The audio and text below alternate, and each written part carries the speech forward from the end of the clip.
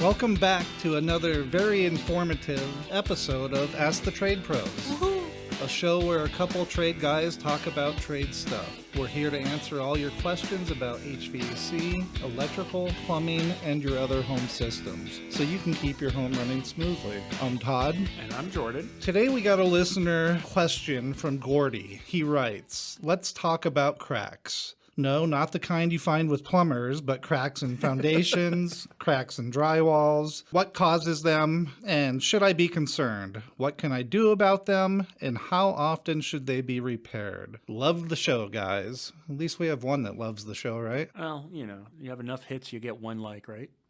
So, thanks for the question, Gordy. We appreciate your loyal listening to us. Cracks in the home are a pretty common occurrence. Sometimes they are no more than a visual annoyance, and sometimes they can be a sign of a more serious problem.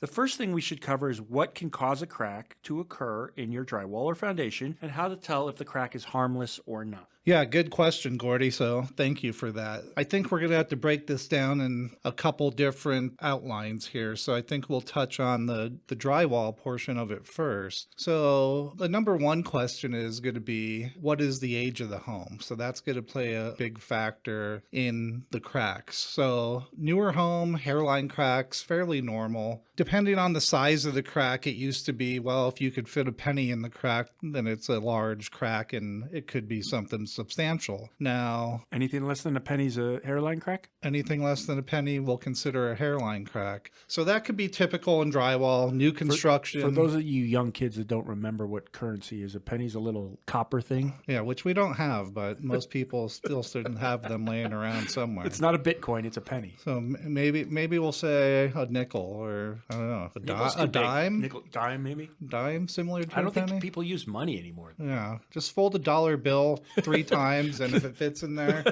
They don't use dollar bills either.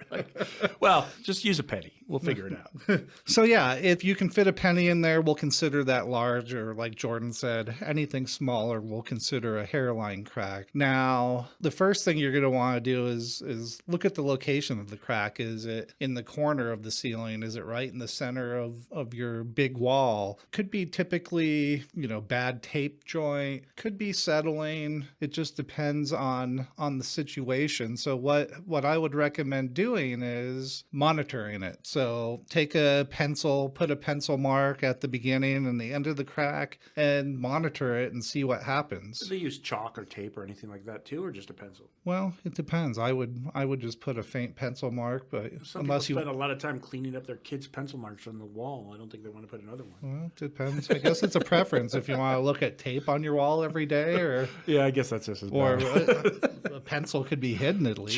Chalk. Yeah, chalk. But then you might be giving the kids ideas. Crayon. There we go. Finger paint. Yeah.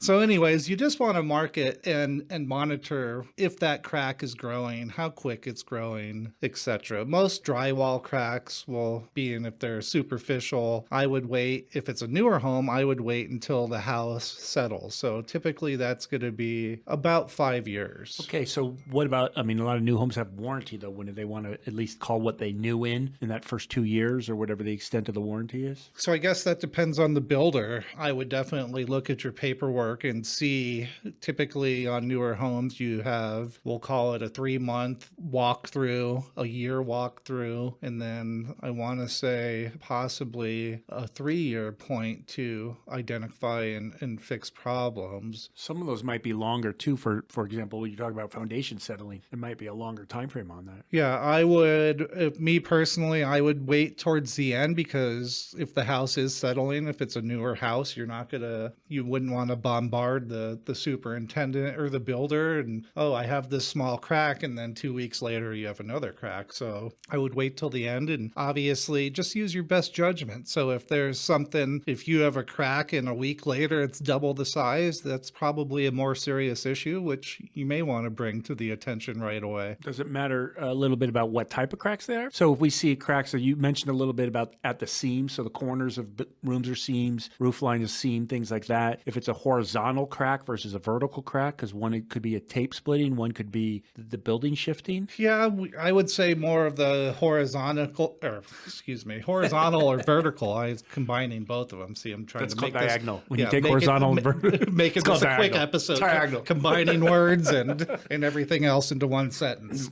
We make up our own English. Yeah. So I would say the horizontal or vertical would be more regarding the exterior of the house, the stucco or brick, because if you have brick, you can see obviously it has mortar joints, so they could be horizontal, they could be vertical. So I would use that. Typically newer houses are all going to be stucco, which I can tell you for that it's all about process. I mean, what time of the year was the stucco done? That has a part to play. If it's done in the middle of the summer, 110-degree heat, that's going to dry up very quickly and cause cracks. It's like concrete, so it needs proper time to cure. You need to wet it so it doesn't dry too fast. So really, exterior, it just depends on how long and what time of year the stucco was done. I could tell you on my house, it was done probably in March or April, and I still had at the 1 year mark cracks all along the side of the house. And those were relatively easy for them to fix, I assume? Yeah, they just come and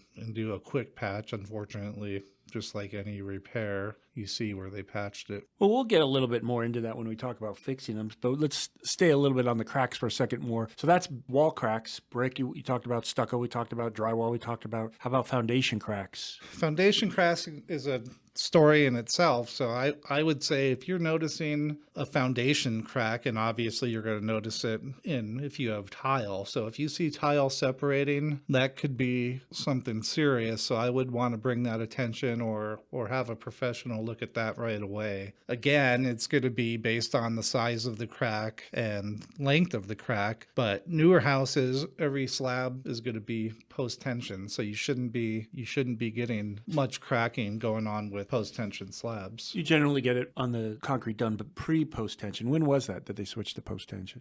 That's a good question, and I don't have a for sure answer. I'm sure some custom homes still don't do post-tension slabs. It's probably a preference. I could say that most track homes and most home builders are going to be doing post-tension, and that's been that way for 20 plus years. So if you have an older home, 50s, 60s, 70s, something like that, you might worry about that. Well, we talked a little bit about what causes the cracks, what size cracks to worry about. We talked nothing about plumber's crack because Gordy didn't want to hear it. So we just got now. Let's talk a little bit about what to do when we find the cracks. So again, I would say, depending on the age of the home, has the house settled, what the situation is, I would take all that into consideration. And if you have many cracks, ceiling, walls, and trust me, we see it all the time, I would make sure that you're addressing it after the house is completely settled. So if this is due to a settling issue, wait until it's done. Have a company, or if you're comfortable doing drywall yourself, go in, cut a notch through the crack, a V-notch through the crack, retape it, remud it, paint it, and more than likely you're not going to have that problem again. If the house isn't settled, you're just going to be playing a game of cat and mouse because more and more cracks are going to appear. I know we've had some problems with that out here in Tucson. We have a water table underneath the city, and as it ebbs and flows, we've had whole tract home developments that have had settling issues in certain areas of them where the entire 20, 30, 50, whatever homes in that block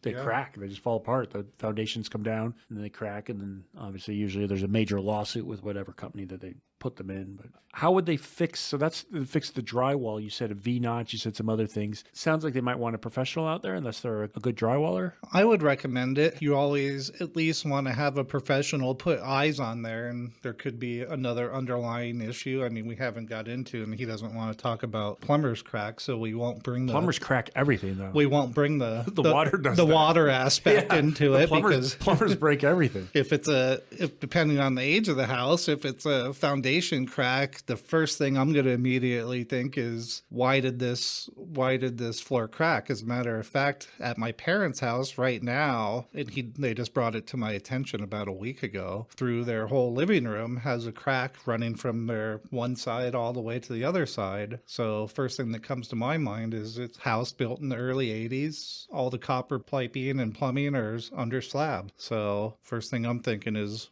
water leak, because what else has changed from 83 to 2025. The house is already settled, and for cracks to all of a sudden appear, Yeah, and we don't get a lot of... typically water or drain issue. It's water drain. We don't get a lot of earthquakes or other land moving events out here. A lot of places in the country do. You do have that minor tremors, even ones we can't feel will cause damage. Where we're at, we don't really have that issue, but it's an issue. So if they have a crack in the brick or the drywall, obviously we get somebody out there to fix it, patch it. You said you don't like patches because they're never as good as the original. Is that what you just said? Yeah, on stucco, it's very hard unless you get the really good stucco guy. So a lot of times what they're going to do is just come fill it with a sealant, caulking tube sealant, whatever product they use, and then they're just going to touch up paint over it. If it's a large crack, and again, we'll use the penny analogy. So if it's larger than the penny, they may or may not choose to actually put stucco in there. It's kind of like drywall, you have to have somebody good doing it or it's never going to match. And then stucco, you go to paint it and your house paint is 3 years old and you're touching up with new paint and you just always see it. Isn't the sealant a little more flexible, has a little more give than the actual stucco? Yeah, a lot of the sealant is highly flexible, but again, it doesn't for matching. It's stucco is obviously porous, and any siliconized product is just that. So you paint it, it doesn't dry the same, has a different sheen. Now the big problem, what if they find a crack in that foundation, like at your parents' house? What do we do now? If you find a crack in the foundation, I would always call